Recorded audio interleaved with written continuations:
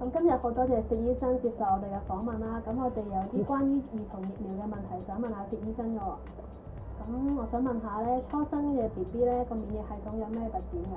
有兩個特點我會見得到，需要留意咧。第一就係初生嬰兒咧，好多時受到媽咪嘅抗體嘅保護嚇，咁佢一般上嘅傳染病咧佢保護到。咁但係咧有一啲唔常見嘅症狀啦嚇，包括譬如百日咳啊嚇，譬如破傷風啊，咁媽咪都冇抗體，變咗喺呢方面咧就保障唔到小朋友。咁另外咧，呢啲抗體一般上咧逗留喺身體裏邊咧嚇幾個月啊嚇1歲度咧就自己會慢慢咁散退咗。咁呢個時候咧保障就隨之而消失咗啦。咁第二方面咧就係小朋友咧嚇佢嗰個抗體同埋免疫系統咧未係好完全咁成熟晒。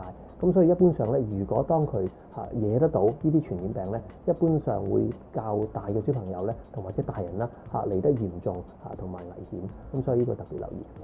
薛醫生，我想問下啦，我見到 BB 咧好似要打好多唔同嘅疫苗啦，其實係咪全部都有需要打嘅咧？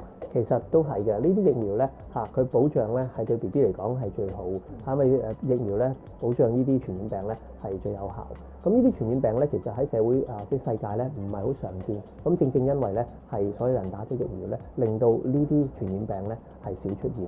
少出現唔代表冇，當佢感染到咧，其實呢啲好多嘅病咧都會係幾危險，甚至有呢個性命嘅危險。咁所以咧，如果以我意見嚟講咧，如果係有疫苗可以保障到呢啲傳染病嘅出現咧，係值得咧我哋去打疫苗去保障佢哋。醫生，我想問下咧，有啲咩疫苗係唔包括喺母嬰健康院嘅建議入邊㗎？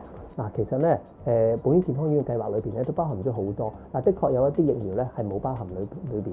咁我哋有幾個要特別留意。第一可以有乙型流感腺桿菌啦有輪狀病毒啦到咗1歲過後咧，我哋可以打呢個水痘疫苗啦，有呢個腦膜炎雙球菌嘅疫苗啦大個啲會打呢個流感疫苗啦，呢啲都係唔包含喺呢個母嬰健康院嘅打針計劃裏邊。但係如果惹得到咧，有同樣高嘅風險嘅喎咁我會建議咧家長可以留意翻加翻俾小朋友咧打呢啲唔包括嘅疫苗。